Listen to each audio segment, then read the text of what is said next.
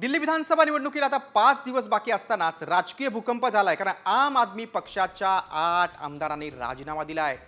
दिल्लीत 5 फेब्रुवारीला मतदान होणार आहे, मात्र त्याआधीच 8 आमदारांनी तडकाफडकी राजीनामा दिल्यानं अरविंद केजरीवाल यांना मोठा धक्का बसलेला आहे।